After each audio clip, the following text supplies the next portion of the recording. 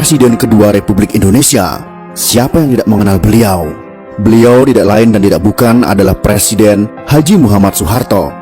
Lahir dari keluarga petani di Kemusuk, Yogyakarta pada tanggal 8 Juni tahun 1921 dan meninggal di Jakarta pada tanggal 27 Januari tahun 2008 pada usia 86 tahun.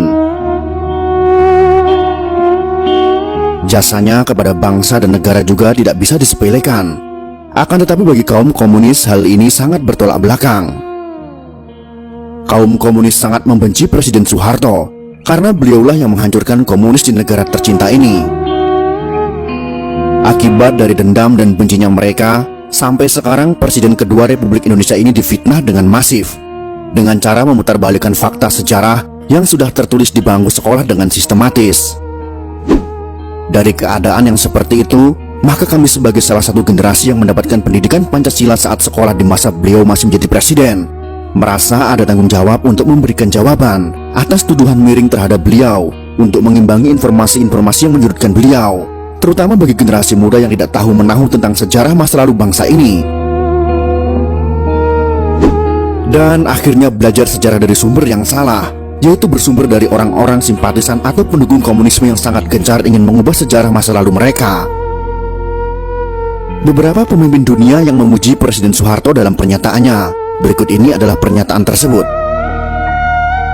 Dr. Mahathir Mohamad, mantan Perdana Menteri Malaysia, mengatakan, krisis ekonomi tahun 1998 memang dirancang untuk menjatuhkan Pak Harto.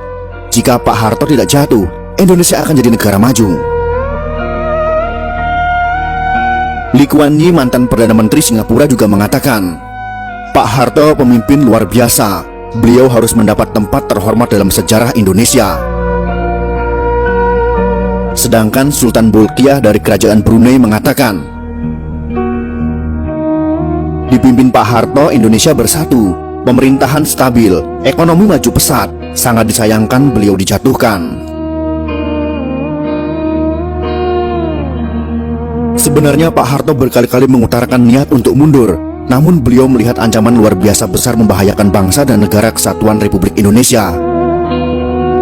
Fitnah KKN terhadap Pak Harto dan keluarga yang kemudian dituangkan dalam TAP MPR untuk memeriksa harta kekayaannya ternyata tidak terbukti. Majalah Time memfitnah Pak Harto dan keluarga dengan tuduhan punya simpanan 30 miliar dolar Amerika Serikat. Ternyata tidak terbukti sama sekali. Berbagai tim khusus dibentuk pemerintah untuk menyelidiki harta Pak Harto. Satu pun tak menemukan rekening yang mencurigakan di perbankan asing.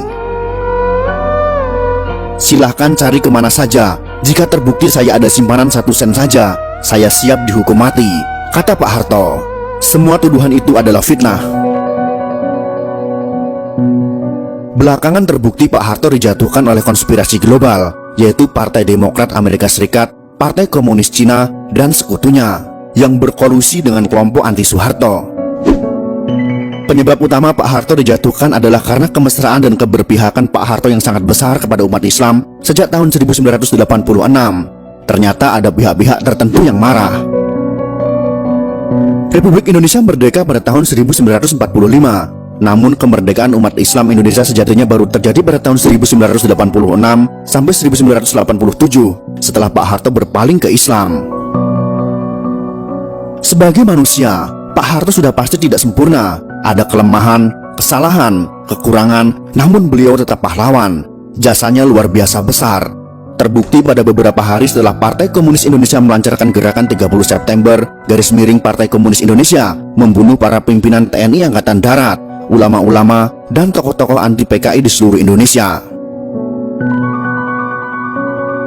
Dari dokumen rahasia CIA yang sudah boleh diakses publik ditemukan catatan pejabat CIA tentang pertemuan pertama CIA dengan Pak Harto pada awal Oktober tahun 1965. CIA belum pernah membuka ke publik. Pak Harto juga tidak pernah mengungkap mengenai pertemuannya dengan CIA beberapa hari setelah G30 SPKI di Jakarta.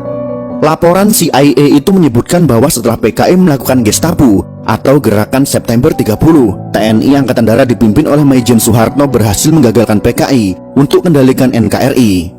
Faktor utama kegagalan Gestapo PKI menurut CIA adalah timing yang tidak tepat. Gestapo dilakukan 5 hari sebelum hari ulang tahun TNI pada tanggal 5 Oktober tahun 1965 adalah kesalahan fatal. Gestapo PKI dilancarkan pada saat seluruh pasukan TNI dan pimpinan TNI sedang berkumpul di Jakarta, mobilisasi pasukan dalam rangka hari ulang tahun TNI. Kesalahan fatal kedua PKI adalah meremehkan sosok Soeharto yang hanya seorang panglima pasukan cadangan TNI Angkatan Darat.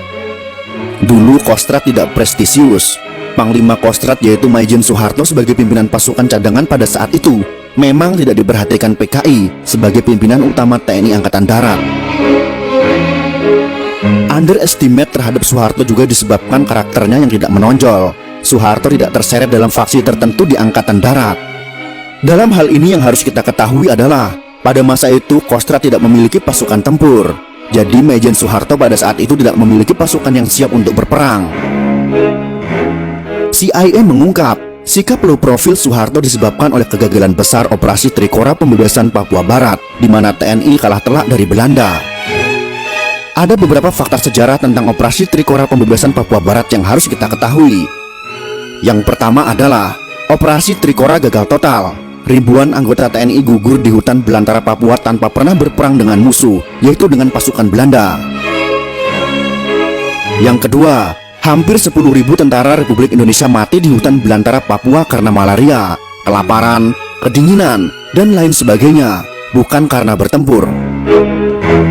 Yang ketiga, armada Angkatan Laut Republik Indonesia gagal menembus blokade Papua. Dari 25 kapal perang, hanya 3 yang bisa menuju ke Papua Barat, dan akhirnya tenggelam digempur armada Belanda. Dan yang keempat adalah 25 kapal perang Republik Indonesia dibeli dengan pola utang dari Uni Soviet, tidak bisa menuju ke Papua karena tidak ada bahan bakar minyak, dan akhirnya mangkrak di Makassar. Karakter Soeharto yang low profil, tidak suka berpolitik selama menjadi perwira TNI, membuat posisinya dianggap netral, tidak berbahaya oleh PKI. Di internal TNI pada saat itu, ada TNI faksi pro Soekarno seperti Jenderal Ahmad Yani, ada faksi pro Abdul Haris Nasution yang anti PKI, dan faksi TNI yang pro dengan PKI. Dari film G30S PKI yang dibuat berdasarkan fakta sejarah itu, rakyat tahu bahwa sempat timbul pro kontra di Politbiro PKI mengenai Jenderal Ahmad Yani. Keputusan PKI untuk menculik dan membunuh Jenderal Ahmad Yani yang Soekarnois di debat anggota Politbiro PKI. Akhirnya bulat disepakati Jenderal Ahmad Yani masuk daftar korban. Dokumen CIA menyebut bahwa keputusan PKI untuk menghabisi Jenderal Ahmad Yani karena dikhawatirkan Yani akan jadi masalah jika Soekarno meninggal dunia. Sedangkan Maijen Soeharto adalah staf dari Jenderal Ahmad Yani. Pak Harto tidak termasuk pimpinan TNI Angkatan Darat yang diperhitungkan oleh PKI. Inilah kesalahan fatal Gestapo PKI. Laporan CIA jelas menyebut ada kesalahan analisa Politbiro PKI dalam menyusun daftar korban. PKI tidak memperhitungkan kemampuan militer Soeharto. Secara politik, benar Maijen Soeharto sudah tamat karena memalukan Soekarno. Secara militer juga tamat karena hanya jadi panglima pasukan cadangan. Dari perspektif faksi militer, Soeharto tidak masuk faksi manapun. Soeharto hanya dianggap bayang-bayang Jenderal Ahmad Yani. Gestapo pun dilancarkan PKI. Pertanyaan besar pun muncul tentang faktor keberhasilan Soeharto melakukan serangan balasan terhadap aksi Gestapo yang berujung kepada penumpasan PKI terjawab dalam laporan CIA. Saat hampir semua pimpinan TNI Angkatan Darat yang anti PKI dan pro Soekarno sudah dibunuh PKI, yang tersisa hanya Maijen Soeharto dan Jenderal Nasution yang terluka. Muncul pertanyaan, mengapa Soeharto bisa memobilisasi TNI begitu cepat dalam jumlah besar? Ada dua alasan untuk menjawab pertanyaan ini. Yang pertama, sebagian besar pasukan TNI ada di Jakarta dalam rangka hari ulang tahun TNI pada tanggal 5 Oktober tahun 1965. Yang kedua, Soeharto adalah mantan Panglima Trikora, satu-satunya jenderal yang berpengalaman dalam memobilisasi pasukan TNI dalam jumlah besar yang luput dari analisa PKI. Soeharto sebagai mantan Panglima Operasi Trikora sangat berpengalaman memimpin, memobilisasi ratusan ribu pasukan dari 3 matra TNI. Sekakmat TNI berhasil membalas aksi PKI. Bagi Soeharto, memerangi pemberontakan PKI tahun 1965 sama seperti perang lawan pasukan Belanda. Hanya saja PKI lebih lemah daripada Belanda. Laporan CIA tentang G30 SPKI dan operasi penumpasan PKI yang baru diungkap setelah 30 tahun disimpan sebagai dokumen rahasia menjawab banyak pertanyaan rakyat.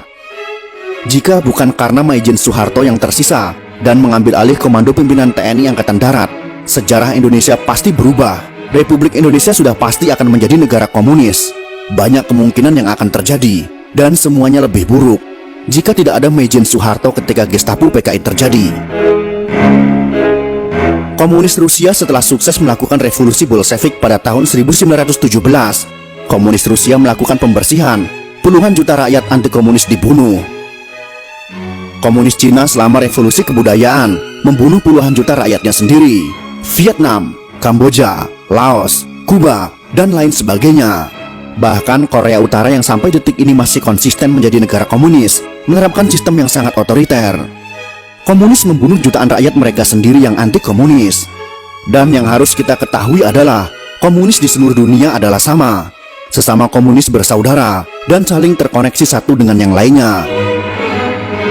Komunis tidak mengenal batas negara. Mereka dipersatukan oleh doktrin Komintern.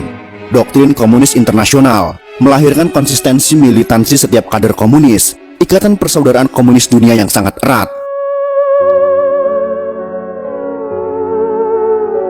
Kembali ke laporan CIA, laporan tersebut telah membuktikan Soeharto tidak seperti tudingan sekelompok orang. Disebutkan bahwa setelah Soeharto berhasil memegang kendali TNI dan memulihkan pemerintahan, CIA menawarkan banyak bantuan, namun semua ditolak oleh Soeharto. Soeharto hanya mau berunding dengan CIA Amerika Serikat jika prasyarat yang dimintanya disetujui oleh pemerintah Amerika Serikat. Jika tidak, maka tidak ada perundingan. Apa syarat yang diajukan Maijen Soeharto kepada CIA Amerika Serikat? Bukan senjata, bukan pula uang suap, dan juga bukan info intelijen. Pada bulan Oktober tahun 1965, rakyat kelaparan. Inflasi 650%, standar normalnya adalah kurang dari 10%. Sedangkan defisit 175%, dan standar normalnya adalah kurang dari 2,5%. Bahan pokok sangat langka, dan Republik Indonesia dalam bencana kelaparan. Terbukti Soeharto memikirkan nasib rakyat yang terancam mati kelaparan dengan meminta Amerika Serikat mengirim beras ke Republik Indonesia. CIA awalnya menolak permintaan Soeharto. Amerika Serikat bisa bantu kirim senjata dan lain-lain, tapi tidak bisa mengirim beras. Apalagi sebanyak 400.000 ton, Amerika Serikat tidak bisa. CIA membujuk Soeharto akan bantu apa saja selain beras. Anggaran bantuan beras oleh Presiden Amerika Serikat tidak masuk APBN Amerika Serikat. Proses persetujuannya rumit. Soeharto tetap pada sikapnya. Jika Amerika Serikat kirim beras ke Republik Indonesia secepatnya, baru TNI akan berunding dengan Amerika Serikat. CIA tidak punya pilihan kecuali lapor ke Lyndon B. Johnson, Presiden Amerika Serikat yang menggantikan John F. Kennedy yang tewas ditembak pada tahun 1963. Gara-gara permintaan aneh dari Soeharto kepada Amerika Serikat, Presiden Lyndon B. Johnson terpaksa jungkir balik memenuhinya. Akhirnya dia melobi senator dan anggota Kongres. Muncul pertanyaan, mengapa Amerika Serikat repot-repot bersedia memenuhi permintaan Maijen Soeharto? Jawabannya adalah karena keberhasilan Soeharto menggagalkan PKI berkuasa telah meringankan beban berat Amerika Serikat. Perang dingin Barat versus komunis sedang pada puncaknya. Banyak negara di dunia telah dicengkram oleh komunis. Di Asia Tenggara hampir semua jatuh ke tangan komunis, termasuk negara tetangga kita Malaysia. Keberhasilan TNI Angkatan Darat menggagalkan PKI berkuasa tanpa campur tangan Amerika Serikat merupakan anugerah terbesar untuk Amerika Serikat yang sedang frustasi karena komunis. Kekhawatiran Amerika Serikat bahwa teori domino juga terjadi di Asia Tenggara dipatahkan oleh Soeharto tanpa bantuan Amerika Serikat, yang saat itu sedang trauma karena kalah di mana-mana. Amerika Serikat lega, Asia Tenggara gagal dikuasai komunis. Australia lepas dari ancaman ditelan setan komunis. Karena jika Republik Indonesia jatuh, Australia pasti jatuh. Malaysia apalagi, karena kampanye ganyang Malaysia akan terus digencarkan. Teori domino itu berbunyi, jika di suatu kawasan sudah ada 2-3 negara yang dikuasai komunis, maka negara-negara komunis tersebut akan membantu komunis di negara tetangga. Akhirnya semua negara di suatu kawasan tertentu akan jatuh ke dalam kekuasaan komunis. Sungguh sangat mengerikan. Pemerintah Amerika Serikat sangat berterima kasih atas jasa Soeharto menggagalkan komunis yang berusaha menguasai Republik Indonesia, Australia, New Zealand, Asia Tenggara, dan seterusnya.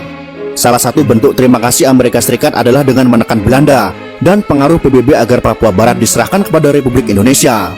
Freeport sebagai jaminan Amerika Serikat di Papua. Keberadaan Freeport yang berentitas Amerika Serikat di Papua menjamin keutuhan Republik Indonesia. Tidak ada kekuatan asing yang berani usik Papua sebagai bagian integral NKRI selama Freeport masih ada di sana. Amerika Serikat kemudian membantu revitalisasi alutsista TNI yang berguna dalam operasi penumpasan PKI, juga laporan intelijen dari CIA yang memuat daftar nama-nama kader PKI. Karena kemiskinan atau kebodohan adalah faktor utama tumbuh suburnya komunisme, maka pada rezim Orde Baru diberi pendampingan konsep dan program pembangunan oleh Amerika Serikat. Fakta sejarah itu sekarang diputarbalikkan oleh kader-kader dan simpatisan PKI. Dijadikan fitnah oleh kader PKI untuk menyerang Soeharto dan TNI, terutama TNI Angkatan Darat, yang dari dulu selalu menghalangi keinginan PKI untuk membentuk Angkatan Kelima. Angkatan Kelima adalah ide dan usulan PKI kepada Presiden Soekarno untuk mempersenjatai buruh dan tani, yang mana buruh dan tani tersebut adalah underbow dari PKI. Akan tetapi, Angkatan Darat tidak setuju akan usulan tersebut dan menentangnya.